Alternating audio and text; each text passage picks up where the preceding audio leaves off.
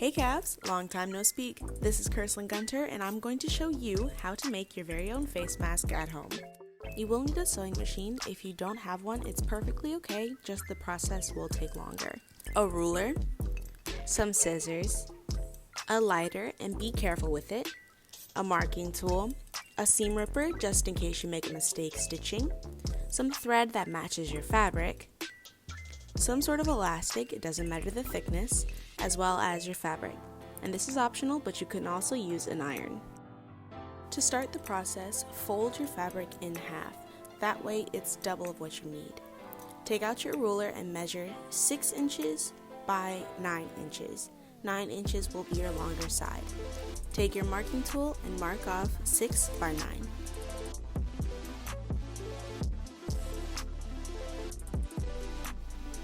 Now that you have your two equal pieces separated, you're going to have them face each other, so both of the facing sides will be together.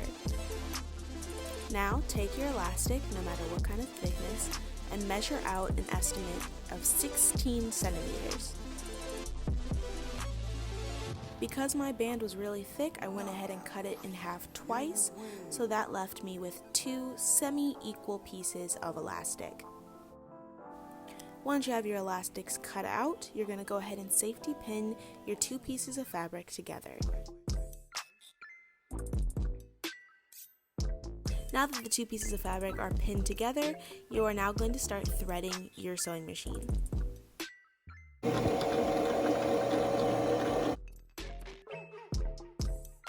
And now we're going to take one piece of elastic and we're going to put it in one of the corners of the shorter side.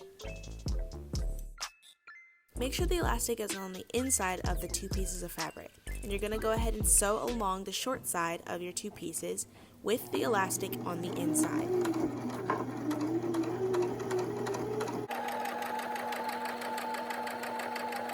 Now once you get near the end, you're going to put the other piece of the elastic that hasn't been sewn in yet on the other corner and go ahead and sew that in.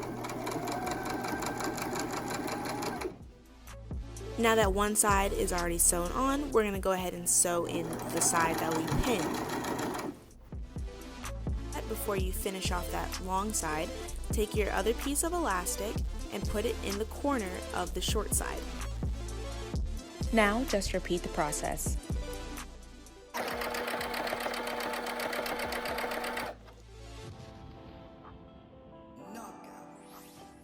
Done that, we're going to go ahead and finish up the last side of our mask.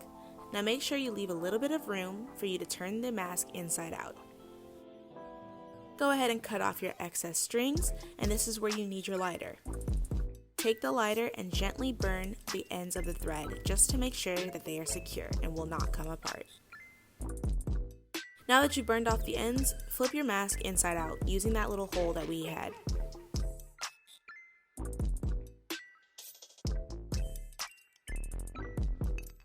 Now that the mask is inside out, we're going to pin the hole together.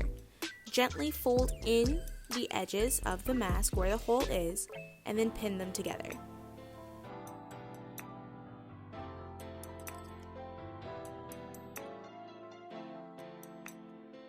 Stitch along the line that we just pinned.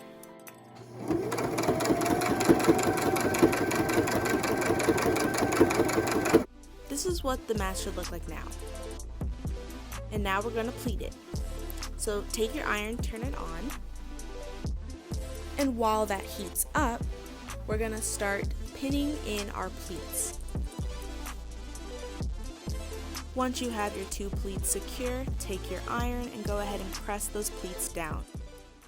Once you finish pressing them, go ahead and sew along the pleats. This will secure them. And afterwards, go ahead and burn the end of the thread.